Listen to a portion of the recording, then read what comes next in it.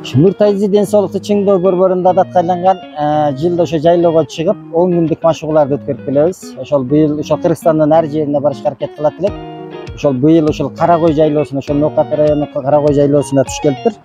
Ошол жерге келдик. Бул жерге келиштен максат ошо таза абадан дем алып, таза суудан ичип, бир режимге, солдатский режимге өтүп, ден соолукту чыңап келиш максатта келдик. 5-6 жылдан бери ушул нерсени адат кылып алганбыз да.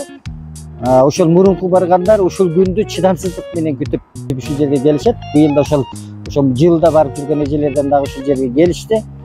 Бул жердеги бир артыкчылыктарды айта турган болсом, бир убакта жатып, бир убакта туруп, бир маалда тренировка кылып, солдатский режимге өтөт да. Бул ошол ден соолукка шунчалык пайдасы бар да.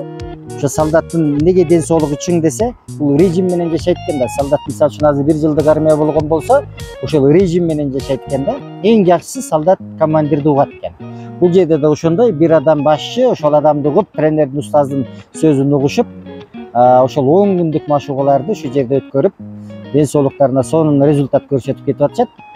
Ошол быйыл дагы азыр 6-чы күнүбүз болуп калды. Ошол жерге азыр быйылкы жылдын эсебинен ошол бир 16 адам келип ошол жерде машыгып атышат.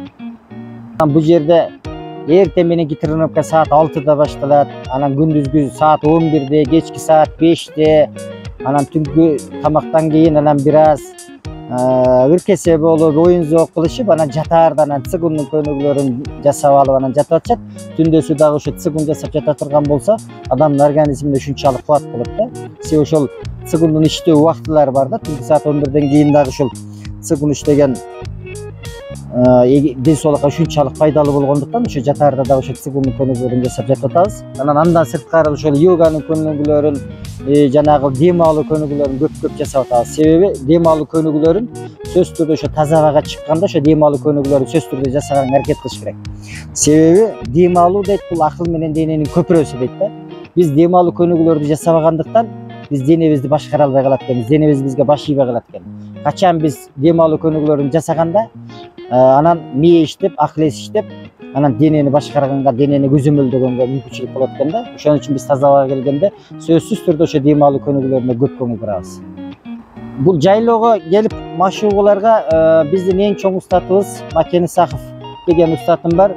Ошол агай мага ушунчалык түрткү берген десем болот да. Себеби бул Макен агайыбыз ушул Ош шаарында жашап жүргөн мезгилде деле окуучуларын алып алып бир айлап жайлоого чыгып кетишкен эле.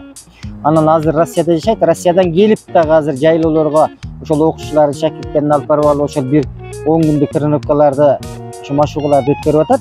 Мен ошол Макен агайыбыздын сборуна катышып, бир Ысык көлдүн Каркара деген жайлоосунда бардык элек. Ошондо бир гана ошо бийинин сүтүн ичип, бир дагы тамак ичпей, бийинин сүтүн ичип, бир 10 күндүк тренировка кылып келгенбиз да. Мен ошондон кийин анан ушул нерсени кой, мен да ушул нерсени адат кылышым керек экен деп, анан окуучуларыма айтсам, окуучуларыма да ушунчалык жаккандыктан, анан жылда ошол өзүмө келген шакирттеримди ээрчитип алып, ушул жайлоолорго келип жатам.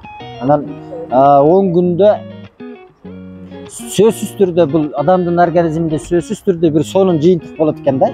Ошо биринчи жылы барганыбызда эбей сонун результат болгон. Ошондон баштап ушул 5 жыл мурун барган болгон болсок, ошол жылы 5 жыл мурун барган эжелер азыркыга чейин ушул күндү жайлоого качан барабыз деп чыдамсыздык менен күтөт да. Бул таза абада машыгуу өтө ден соолукка пайдалуу экен. Ошон үчүн мен бардык адамдарга болушунча таза абага чыгышка үндөйт элем. Биз ошол Ош шаарында жашап жатып дагы жумасына бир жолу, күнүгө чыга албасак да жумасына бир жолу Сулайман тоонун башына чыгып таза абага, же болбосо ошол Токтогул паркына түшүп алып таза абада дем алып ошол жерде машыгууларды өткөрүп жатабыз. Ошо баарыңыздарды ошо таза абага чыгышка үндөйт элем.